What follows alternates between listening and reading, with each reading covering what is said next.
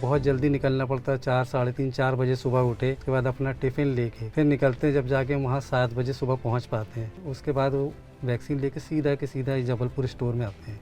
और भोपाल जाना रहता है तो भोपाल के लिए 350 किलोमीटर जाना, जेडी ऑफिस भोपाल, और वहाँ से वैक्सीन लेके लौटना वापस 350 किलोमीटर, और 7 से 8 घंटे लगते हैं।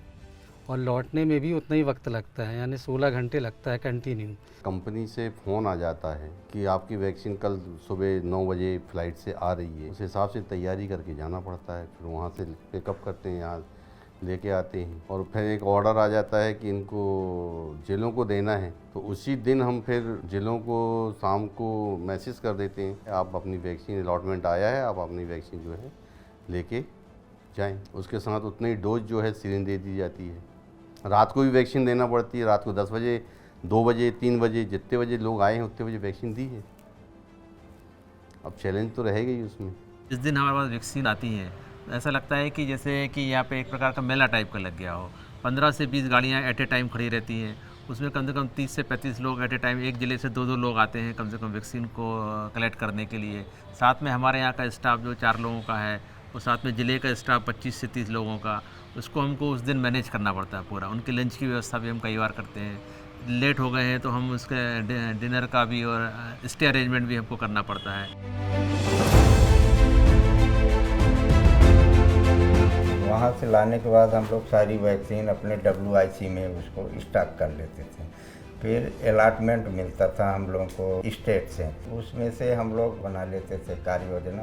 तो एक बैच से उनको कि एक बैच की इसको दे दो, उससे जो बचे थे वो 2 बैच मिला के उसको दे देते थे। मतलब इस तरह से कार्य योजना बना के अपन 7 जिलों को वैक्सीन डिस्ट्रीब्यूट कर देते थे। तो जो उसमें 2590 जैसे आज मैंने रीवा डिस्ट्रिक्ट को वैक्सीन दिया, उसमें दिख रहा था, उसको वापस हमने डिस्ट्रीब्यूशन में डाल दिया, उसको इविन में, और वो बैच नंबर सहित वहाँ वो 0 हो गया।